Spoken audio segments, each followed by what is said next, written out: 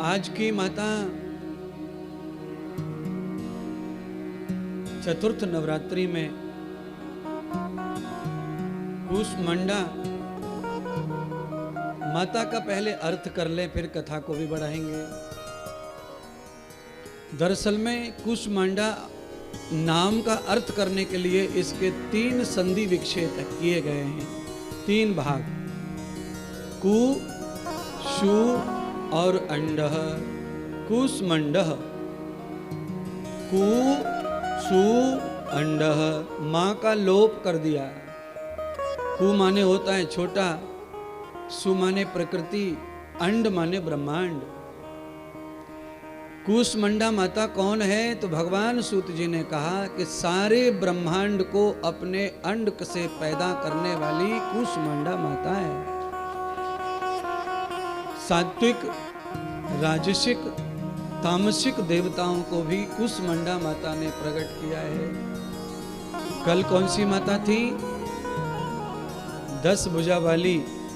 और आज कौन सी माता है? अष्टभुजा वाली। आज की माता अष्टभुजा वाली है।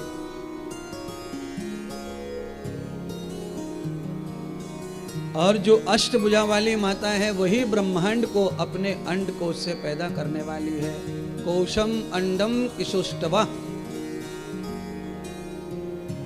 कूष्मांडः ब्रह्मांडः। कु माने छोटा, सु माने अमृत। सु माने अमृत भी है, सु माने ओस भी है। कूष्मांडः ओस, ओस माने अमृत। ये जो अपने आप रात्रि में पैदा पानी हो जाता है घास के ऊपर, ये भगवती जगत माता का ही इत्र है, इत्र अमृत। तो ये किसे मिला? तो कहा ब्रह्मा को, विष्णु को और शिव जी को। त्रिपुंडम यधार वर्जितम। मैं हमेशा कथा सुनाता हूं भागवत की, तो मैं कहता हूं कि ब्रह्मा ने जो सृष्टि की, ब्रह्मा से पहले भी सृष्टि करने वाली जगत माता भवानी दुर्गा है, कूष्मांडा है। क्यों? अंड उसी में है और ये सारा का सारा ब्रह्मांड एक छोटे अंडे में बंद है। किसी किसी लेडीज को 3-4 बच्चे भी एक साथ हो जाते हैं। 4 भी हुए हैं, पर हाँ 3 तक तो हमारे पास भी रिकॉर्ड है हमारे भक्तों में। 2 तो हम बहुत देख रहे हैं, 3 भी हमने देख लिए। अंडा वही है। चींटी छोटे से अंडे में सैकड़ों चींटियों को जन्म दे देती है। बहुत छोटा अंडा चींटी का। चींटी का आकार ही बड़ा नहीं है तो अंडा कहां से बड़ा आएगा? तो कितना छोटा अंडा और उसमें सैकड़ों चींटियां, महीनों में लाखों चींटियों को जन्म एक चींटी देती है। तो चींटी के हिसाब से तो महिला का शरीर बड़ा बड़ा होता है। और उसमें भी कूष्मांडा माता। तो ये माता का महत्तम, इस माता का चरित्र, भगवती जगदम्बा माता पार्वती को जब ये लगा कि ब्रह्मांड का सृजन करना चाहिए, प्रलय समाप्त हो गया, संचित हो गया अंड में, और उस अमृतदायिनी ने सारी प्रकृति को जब ग्रहण कर लिया, अंड कोश में रख लिया, तब उन्हें लगा कि अब इसका जन्म होना चाहिए, उत्पत्ति होनी चाहिए सृष्टि की। फिर से ये ब्रह्मांड बाहर आना चाहिए और ब्रह्मांड की क्रियाएं होनी चाहिए, लीलाएं होनी चाहिए, आनंद होना चाहिए। नाचना, गाना, रूठना, मटकना, लड़ाई झगड़े, ये सारा होना ही चाहिए, क्योंकि ये भी एक अलग आनंद है। तो भगवती ने यह जिम्मेदारी रजोगुण, तमोगुण, सतोगुण को प्रदान कर दी। केवल रजोगुण से संसार का निर्माण नहीं होगा। रजोगुण का मतलब रज से है। रज, रज कहाँ होता है? रज होता है महिला में, स्त्री में रज होता है। रज के साथ में एक और तत्व है पुरुष में, वो मिल जाए तब सृष्टि का निर्माण होगा। रज का अर्थ एक और है, रज का अर्थ रक्त भी होता है। रज माने रक्त। स्त्री के शरीर में हर महीने क्या निकलता है? जो स्त्रियां माँ बनने के योग्य हैं उनके शरीर से हर महीने रक्त का बमन होता है, उसको मासिक धर्म कहते हैं। उसी का नाम रज है।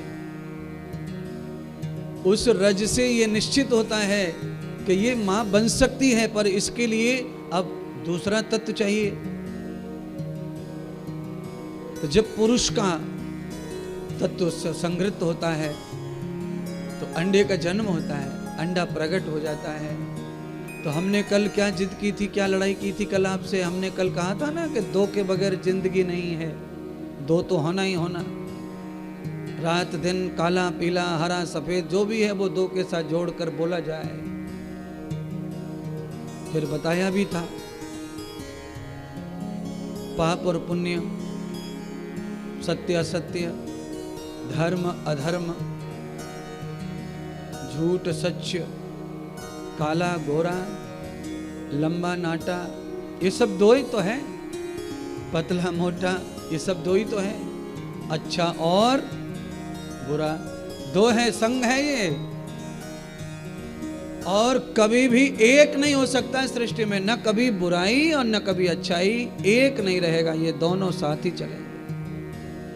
क्यों साथ चलेंगे?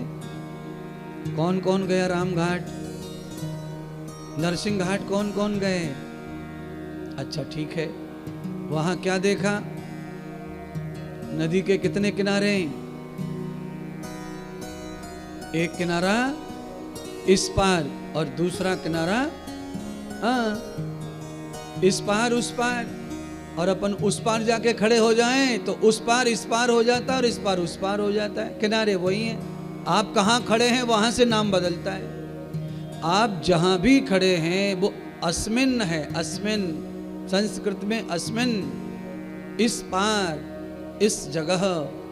अस्मिन ऋचम साम युजुंसी यस्मिन प्रतिष्ठिता रत्ना वा विवारः यस्मिन् स्थितं सर्वमोतं प्रजानां तन्मे मनः शिव संकल्पमस्तु यस्मिन् ऋचा साम युजुंसी।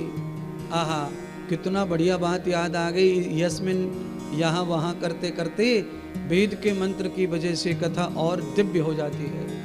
श्लोक आदि से तो कथा है ही, पर श्लोक में वेद और प्रमाण मिल जाए तो फिर कथा जो है नेले पे दहला हो जाती है।